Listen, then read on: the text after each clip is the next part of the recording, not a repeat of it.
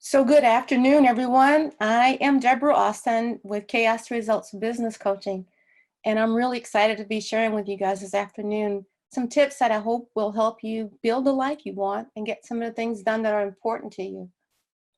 To start with, have you ever had one of those days where at the end of the day, you wonder exactly what it is you did? Or worse than that, you did a lot of stuff, but none of it really matters in terms of the big picture. For most of us, especially us adults, this is every day for a lot of us. So, what I want to focus on is sharing the three biggest keys for you to actually get the stuff done that's important to you. And notice that's the emphasis. So, the title is Turn Busy into Productive. So, it's not just productive to complete things, but to complete things that are significant to you. So, there are really three keys to making this happen. The first one is really simple. It's about knowing what's important to you. So in the world we live in today, there is so much hustle, so much bustle. Everybody is so busy. Sometimes we don't even realize how important something is to us. Or worse than that, we realize it, but we keep thinking to ourselves, one day we'll get to it. So we want to start off by being really clear on what's important to us individually. The second key step is owning your calendar. And we'll spend time talking about each of these. But when I say own your calendar, I mean treating it like it's yours, like it's money, rather than allowing it to be used and filled up by other people. And the third one is managing what we know will happen, which are distractions. We know despite the best plans, things will come up. And if you have children, they come around. Spouses, jobs, everything. There's lots and lots of things to distract us from what we're trying to do. So let's talk a little bit about what those three things are. Stephen Covey put it a great way, and I love this one. This is one of my favorite quotes. He says, begin with the end in mind. Because when we don't know where we're trying to go, it's easy to get sidelined in some place or get stuck someplace we never meant to be. So we want to really focus on what that end looks like. So just take a minute or maybe 30 seconds now and think about what's really important to you. Not what you're doing, not what you need to do tomorrow, but what's really important. Is it spending time with your family or friend? If it's spending maybe more time with your faith, or is it something that you've wanted to do that you just never get to do, something that you love doing that you don't get to do? What are those things in your life? If you're trying to build a career and you know that you need to learn something, learn a class, learn a technology, learn some skills, what are the things that are important to you? And then I want to take you a step back from that, and I want to show you something else that Covey put together that's a really good place to figure out what's important to you. This is what he calls his time management matrix, but it's so much more than that. This is something that can help you. It's a great tool to distinguish what is important and what maybe is not so important. So let me talk a little bit about each of these quadrants. That upper left-hand quadrant that says important and urgent, these are the crises. These are the things that have to be done today, have to be done this moment. Those are the deadlines, the critical meetings. Those things are urgent and they're also important. The other side of that, quadrant 2, are things that are important, but they're not so urgent at this moment. So think about things that are long-term. Say you are planning a vacation before COVID and it's in the end of the year. What things do you have to do now and in the next few months to get there? If it's a relationship, spending that time with someone, you don't have to do it today, but if you don't do it after a year or two, you're probably going to have a problem, right? If you have a relationship you're trying to maintain or even to build. So those tend to be things that require effort. They have a high gain, but because they're not urgent, we don't do them. We let those things fall off our plate. Another great example was when you have a presentation coming up, or there's something you need to be prepared for and you don't take the time ahead of time to prepare for it because it's not urgent yet. And you wait till there's a fire and then you do it. And then you're not necessarily pleased with yourself with the results of what you actually output, what you create, because it was something that was done at the last moment. So those are the two quadrants where Covey talked about. They're important. At the bottom in quadrant 3, we see things that are not so important, and guess what? They don't even get you closer to your goals or the life that you want to build. These are things that are like interruptions that keep coming up. Spending time with emails that really are just busy emails. Doing a lot of social media stuff that, may be entertaining, but not necessarily where you need to be. Some meetings that we attend and we go and there's no resolution, nothing, no actions come out of it, but we spend an hour in. Some of those phone calls. And then in that fourth quadrant, he talks about things that are high effort and low gain. So these are the trivial things that we do, that may take a whole lot of effort to do, where you decide you're going to get something totally, totally perfect. But at the end of the day, the thing that you're working on that's so perfect really doesn't help you get more of what you want in life, for your job, for your relationships, for anything else. Then there's the busy work. And a lot of times busy work kicks in when we don't want to do something else. We're procrastinating. There's something big that we need to learn a new skill for, do research, but we'd rather do other things that are easy so that we don't get to that. And also surfing the net and coffee breaks. So Covey also offers us some things to consider. So in that first quadrant, if it's quadrant 1, these are things we want to do because they are urgent, they are important. And that second quadrant, these are things we want to plan, i.e. put them on your calendar, break them into pieces that you can actually do. Quadrant number 3, that low effort, low gain stuff, these are things we want to delegate. If we can have someone else do them, because we don't have to be involved in it. And then quadrant 4 are things that maybe we just don't do anymore. Maybe we just stop. So that is one way of narrowing and focusing in on the things that are important to you. And that's important in itself because the next part of this is how do you decide what goes on your calendar, what you're actually going to do. And again, this is Stephen Covey, who is excellent. I'm going to recommend a book to you guys at the end, by the way, that if you haven't read it, you want to read it. But he says the key is not to prioritize what's on your schedule, but to schedule your priorities. And this is where I often ask people, look at your calendar right now, today. And if you looked at this week and next week, how many of the things that are on there are your priorities? That time you wanted to spend with family, the time you wanted to spend maybe reading something that was important to you, the time you wanted to spend on something that's a hobby that you've wanted to do for years and haven't done because you haven't had time. You've been too busy.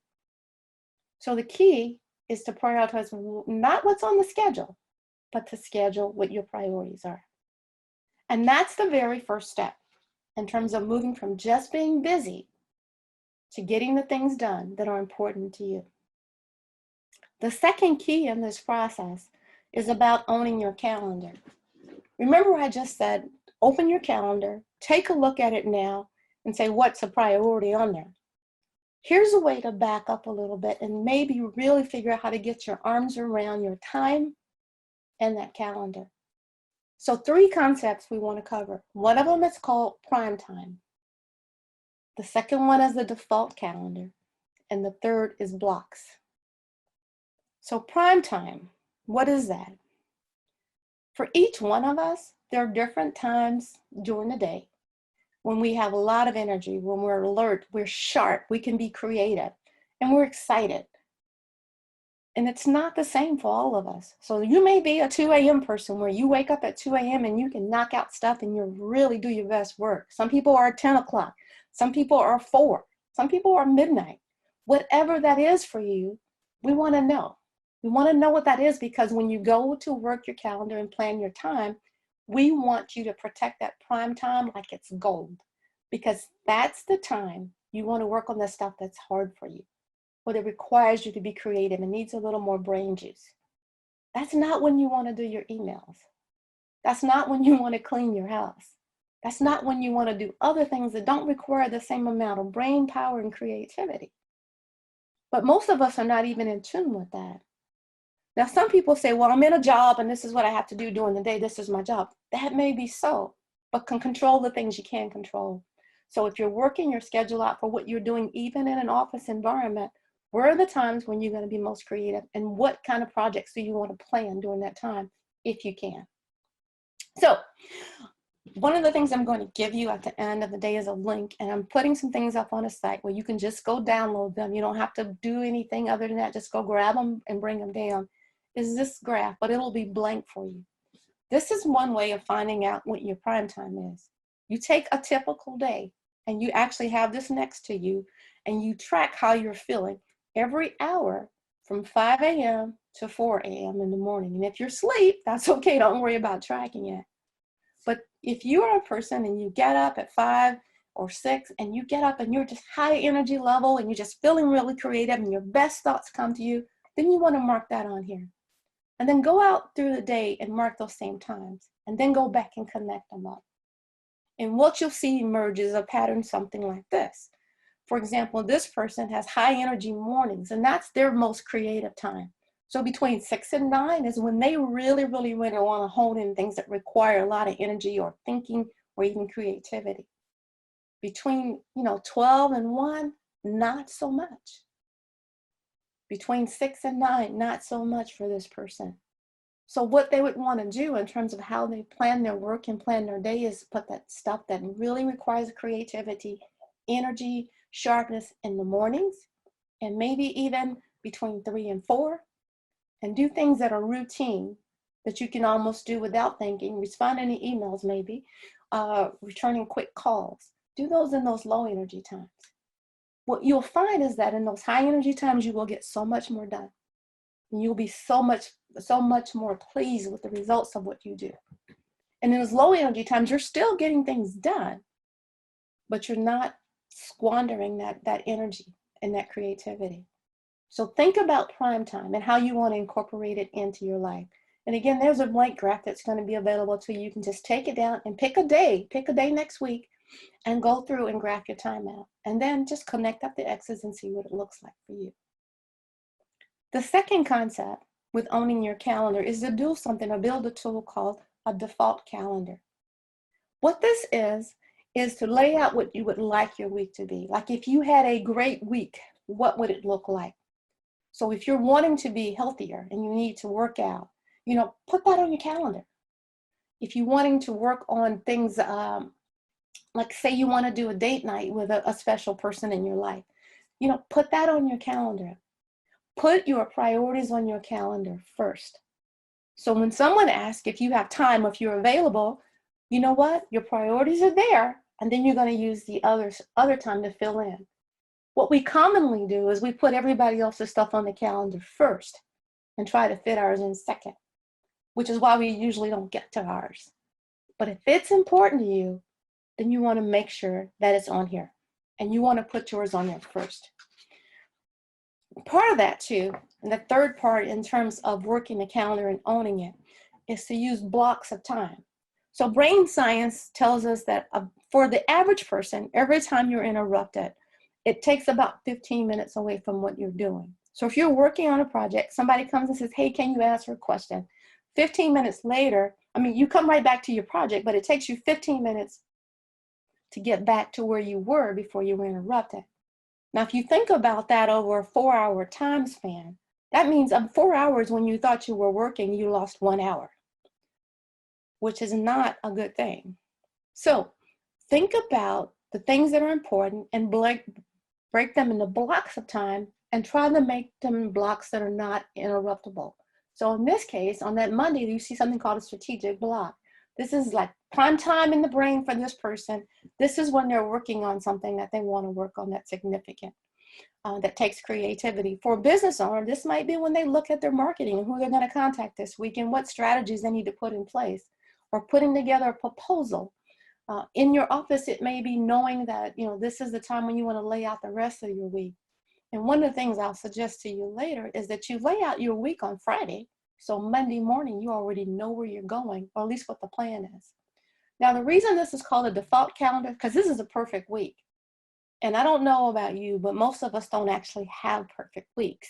The ideal is this is where I want to be. So even if I stray away from it, things that I have on this calendar that are important to me that I can't do on Monday because this thing came up, I'm going to move it to another day on the week so it doesn't get dropped.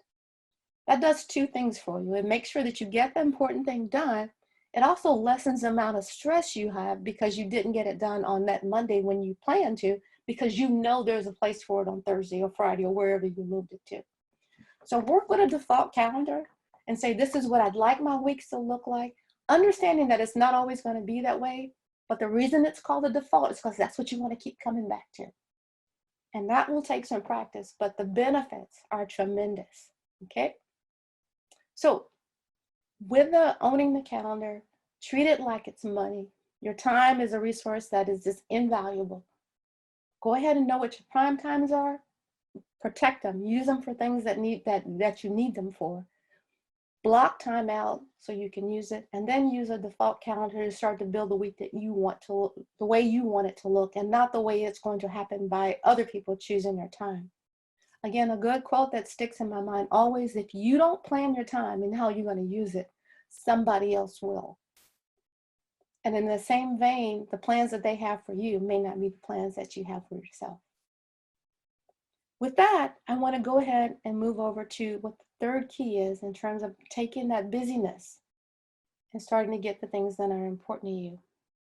And that's really to learn how to manage your distractions, or better yet, even just to minimize them. So the first step in that is really to plan your day, which is something I just talked about. Now, I talked about planning your week on Friday, so you're ready to go on Monday. But at the beginning of the day, sort of check in with the plan that you have and see what's supposed to happen. Even better, check in the night before. So if there's something you need to do ahead of time, you can be prepared. A great way to do this and to really be focused is to say the day before, what are 3 things that I can do tomorrow that will move me significantly closer to my goals and the life that I want to have? Just 3, not a list of 20, not your to-do list that has 50 things on it. And if you have a 50-thing to-do list, think about going through Covey's quadrant that I showed earlier and sorting through it.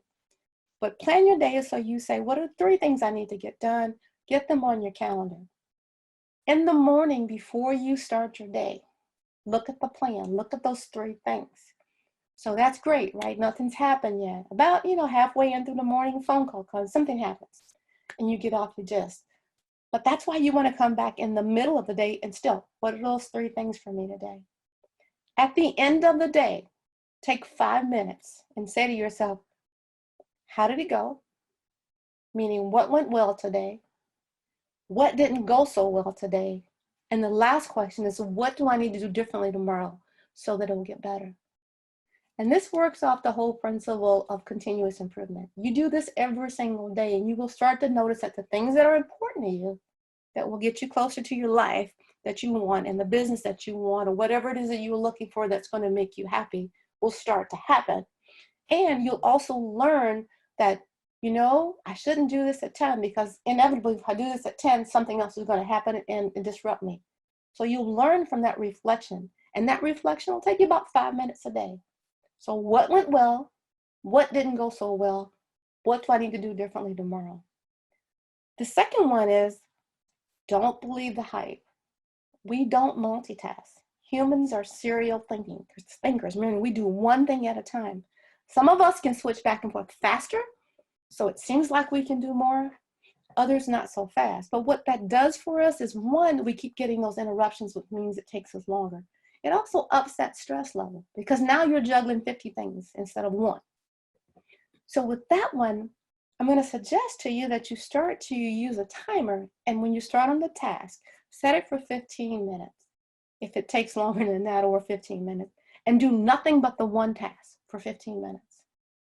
Now, if you're using your phone as a timer, turn it down so you can't see all the lights flashing and things saying, here's my text message, here's my email, whatever that is. When I do this with clients, when I've done it myself initially, you will find that you are so surprised by what you can get done in just that 15 minutes, because we don't do that. We're checking email, we're checking text, we're listening to this, we're making a note. Try it, and if you try it and it doesn't work, let me know, but it will work for you. The first few times is really difficult though, because most of us are not good at just focusing on one time.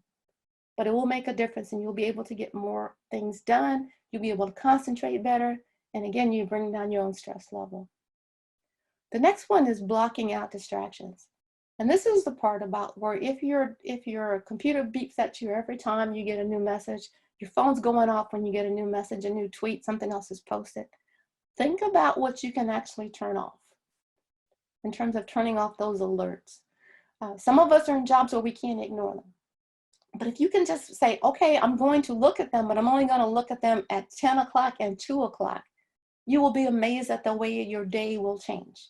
You will be amazed at what you can get done rather than responding instantly every time. Because remember I said every time we're interrupted, about 15 minutes for the average person to get back to where they were.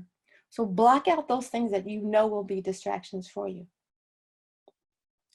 Let the people around you know that you need to focus and try and get uninterrupted time.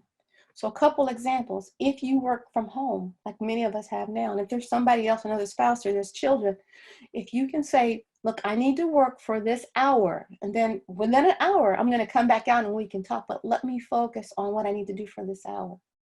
It can be done. I've done this with several business owners where the staff was constantly coming in, interrupting them, and they were not able to do things that were important for them, for their business and for their life. By just blocking out that time and letting people know I will be available in 1 hour, you get so much done. The caveat is if it's an emergency, interrupt me. But if it's not an emergency, don't interrupt me for this period of time. Take breaks. So we sit there and we're going to force our way through it. We're exhausted. About every hour or so, get up and take like a 5 or 10 minute walk around your house, around the office, whatever that is. It'll re-energize you. It'll give your brain a little bit of fresh juice and you'll come back and be able to do more and better rather than trying to push through it the whole time. Track your time, especially if you tend to underestimate the amount of time that something will take you to do. Because what you find, if you always put in 20 minutes or 30 minutes, half an hour to work on something, it takes you an hour, then just go ahead and schedule the hour. A lot less stress. You have enough time to get it done. And the last one on this list for minimizing those distractions is really to minimize your procrastination. So, how many people have actually spent 3 weeks or 4 weeks thinking about something that they needed to do and actually sat down and did it in 15 minutes or 20 minutes? So you guys can't answer me, but I can tell you most of us have done that. What you've just done is spent 3 weeks with this in the back of your head going around, taking up energy, taking up time, when if you had just sat down and got it done, it was less than 30 minutes. That's a high price to pay. So my recommendation to you on that one is what I call just do the Nike. Remember the logo from Nike was just do it? Just get started, just get it done. Remind yourself that you don't want to spend 3 weeks thinking about this or having it on your to-do list when you can be done. So I just want to throw a couple other things at you about procrastination so you have that information. When we procrastinate, it's usually one of 5 reasons. We have a fear of failing, we lack motivation, we lack focus, we feel overwhelmed, or the task is unpleasant. So I don't have this one loaded up for you guys, but I'll also load this one up for you to download if you'd like to have it. So what goes on the left-hand side are some of the reasons, those 5 reasons, and across the top it tells you things that you can do that will help you get past it. For example, vocabulary. When you think about something that you have to do that's unpleasant, if you can change it from I have to do to I get to do, it's something happens in the brain that makes it works for you. So I have to do my taxes. I get to do my taxes. That one's a hard one, right? But tack on a reward, which is what you'll see towards the end here, and maybe it's a good thing. I happen to know of a business coach by the name of Deborah Austin who really, really hates doing entries in QuickBooks. My bookkeeper does a lot, but some things I need to do. So my trick is I have a half an hour to an hour that I spend each week doing that. But afterwards, I have permission to have a latte, which is really not something I'm supposed to have. But it's like, okay, here's my treat. I'm doing this. Life is good. So instead of I have to do these entries, I get to have my latte, but it's after I do that. Kind of what we do with children sometimes. Another one I want to point out to you is filling up your schedule. A lot of times when we have a lack of focus, it's because we have all this time, so there's no urgency to get started. When you start to put the things that are important on your calendar, the things that you've committed to on your calendar, you realize you don't have as much time as you thought you did. And maybe it's a little bit easier.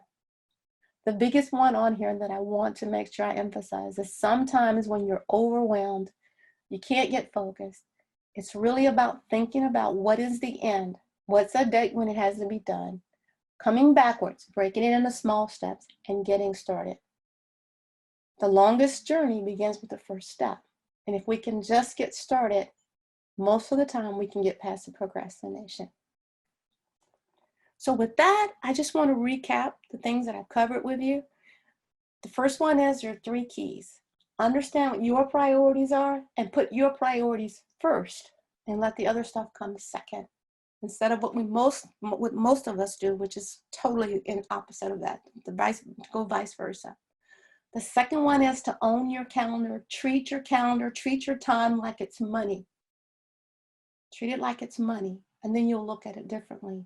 Use that default calendar, protect your prime time, and then work in blocks that are uninterrupted if you can. And last but not least, the distractions that you know are there, that you find out every day, this is what kept me from what I needed to do today, minimize them as much as you can. If you will do those 3 things, you will go from just having this big, huge to-do list to getting the things that are done, getting the things done that are important to you to help you get the life that you want to have, the business that you want to have, the relationships that you want to have. I also want to share with you a couple of resources that I think are useful. One of the best books I've ever written about just getting the life that you want and what's important to you was by Stephen Covey. And it's The 7 Habits of Highly Effective People. If you haven't read it, you should read it.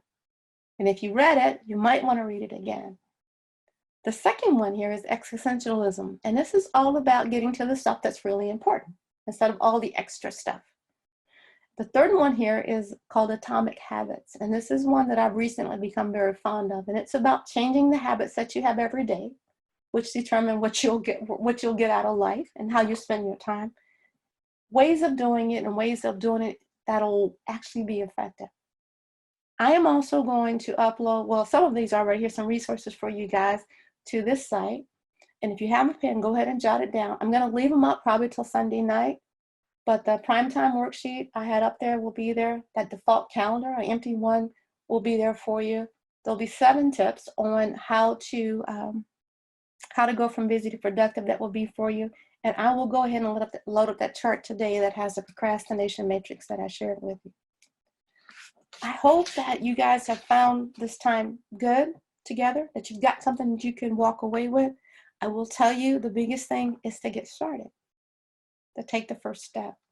I want to share one more quote with you that I often think of, and I hope it resonates with you as well. It's unlike money, time is not a renewable resource. So when it's gone, it's gone. You can't create any more of that. Treat your time like it's money, or maybe even better. Focus on the things that are important to you, your priorities, and make sure those go first. With that, I'm Deborah Austin with Chaos to Results Business Coaching. I work with business owners to help them simplify growing their business and getting back the life that they want. I hope you find that helpful. Thank you, Deborah. And we have a few questions. We'll see if you can answer, and then others can certainly type their questions in the chat. The first question was, how can we build the willpower and discipline to stick to that calendar and to the priorities that we find for ourselves? So I will tell you that it's not so much a matter of willpower. A lot of people talk about, well, if you have enough willpower, it's not so much that. It's about the habits that we have every day and changing some of those. That's one of the reasons that I'm a real fan of that Atomic Habits book, by the way. And a great way to do that is something that you want to change. Tack it onto a habit you already have. For example, for me, I've planted some new flowers out front, and I never think to go water them. So now when I feed my dog, I go water the flowers. I have a trigger that helps me remember this is what I need to do next. So find something that you're already doing and tack it on. And don't try to change the world in a day. Take baby steps, get this part down, and then add on top of it. And then add on top of it. That's the best thing. A lot of people try to do the 24/7 where they change everything overnight. And it's very, very hard to be successful when you do that. Start with small habit changes and you will see it. And don't berate yourself for not having the willpower, because it's not necessarily about willpower. Wonderful. Thank you, Deborah. Great answer. Another question is, due to COVID, obviously many people are working from home and sometimes feeling a bit of chaos in doing that. Would you have any suggestions of ways to adjust these tips or things that people need to do, particularly in this time when they're working from home? Okay. So I'm one of the fortunate or unfortunate people. I've worked from home since 2001. So this has not been that big of an adjustment for me, but I have posted a couple articles up about how to cope with this. What I would say to you is build a structure for your day, because if you don't, then again, it's like lack of focus. Where do I start? Have a plan for your day, not to your point where you're planning every hour of the day. Build in some time just to breathe, because to me, this has been a good time for a lot of us to stop and think about what's important. And then just, be kind to yourself, because it is a tough time, mentally and physically, especially if you've got young children at home.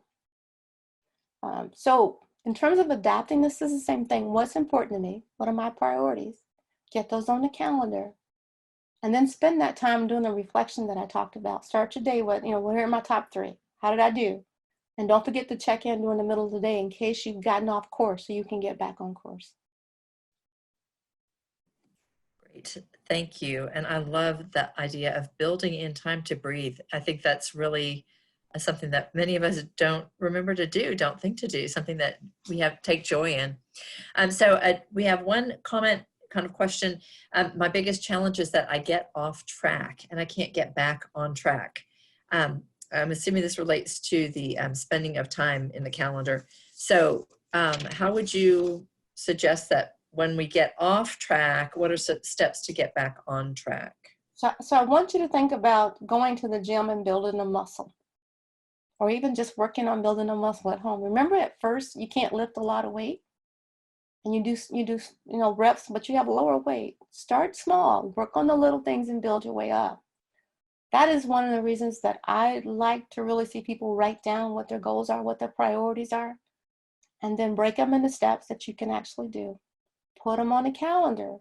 And when you get off track, that's why I said default calendar. This is what I need to go back to. So that's why I say build that default calendar for yourself. It's easy to get off track. The other thing I would always tell you is find an accountability partner. You can work with a coach, but it doesn't have to be a coach, but it has to be somebody who will actually tell you, hey, you need to get back on track. So it's not your friend who says, it's okay, don't worry about it. It's the one that's going to say, girlfriend, boyfriend, whatever, I love you, but you need to get your stuff done. But have somebody else who you're sharing with, and maybe you touch base once a week, say, how'd you do this week? But those 3 questions are awesome. What went right? What didn't go so well? What do I need to do differently? Great, thank you. And then we also have a question. I love adventure and variety, but planning seems to squelch that for me. How do I do both? So some people like the big picture and don't like the details. And some people like the details and don't necessarily see big pictures. Work to your strength. If you like the big adventure, but you don't like to do the planning part, find a good travel agent. Find a good a partner who maybe wants to be adventurous with you, but they're not so good at the ideals, and then help you do the planning. The other thing is, if you don't want to go that route, which is like probably the easier route rather than changing who you are, again, put the date when you want to go, and then back into what you need to do to get there. And then make sure you remind yourself, okay, it's 9 months away, or it's 3 months away. I got to go buy the hiking boots so I can break them in. It's two months away. I have to do this so I can make that happen. But start with the end in mind, begin with the end in mind. Back it up in terms of the dates of what you need to do and make that happen.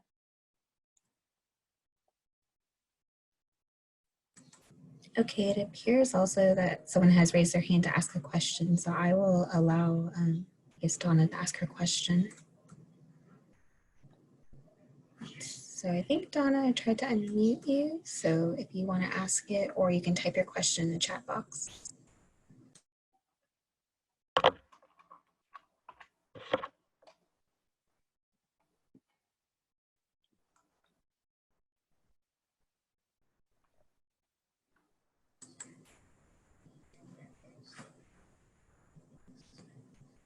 Okay, so maybe there wasn't a question. So I'll go ahead and go back to muting. But if anyone else has any questions, feel free to put it in the chat box.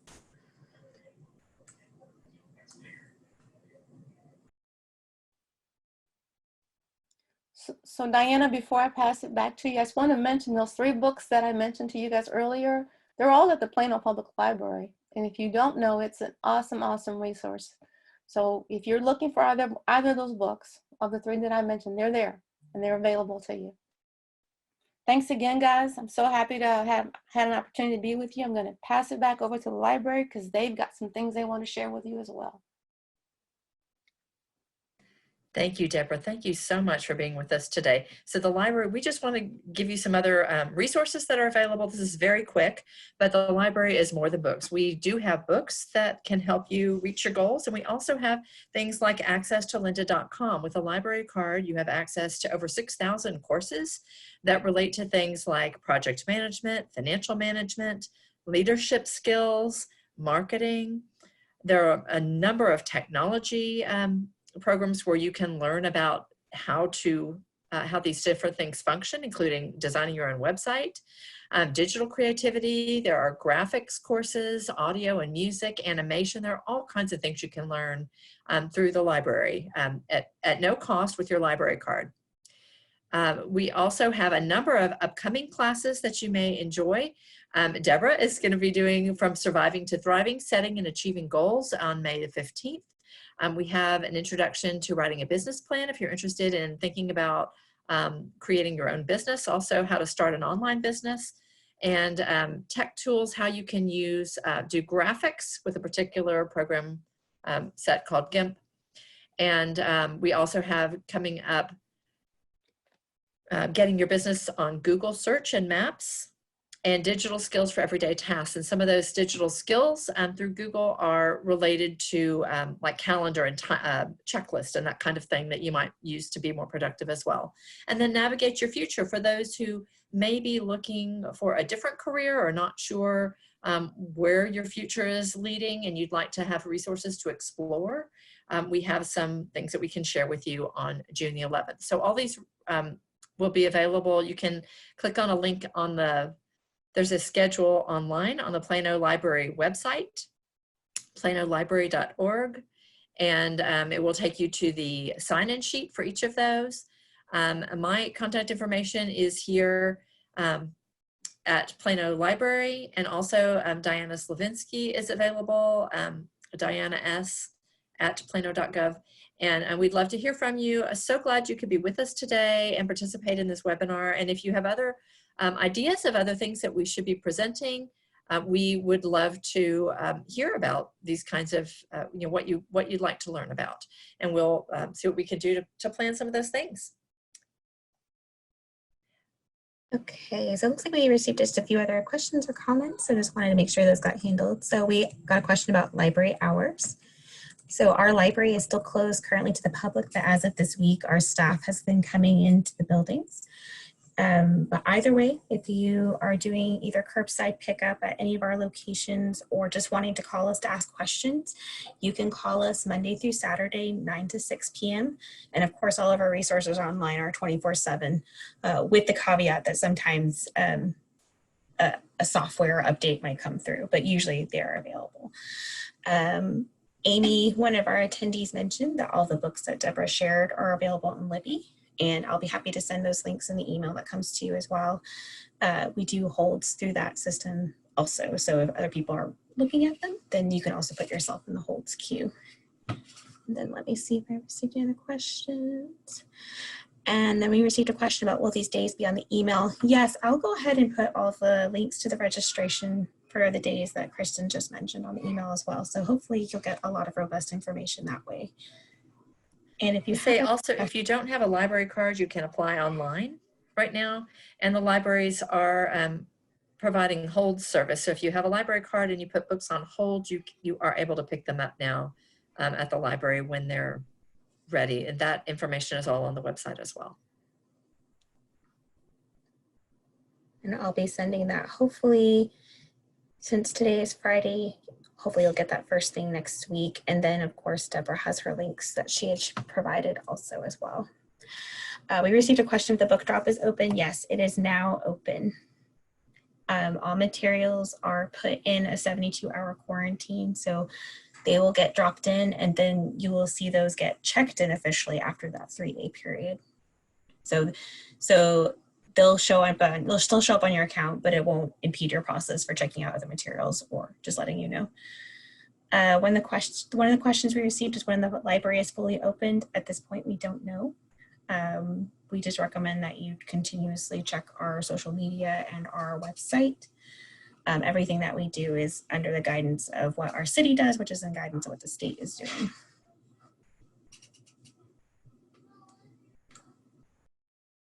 So a huge thank you again to Deborah Austin with Chaos to Results. I think she did a fabulous job. I learned a lot in this program.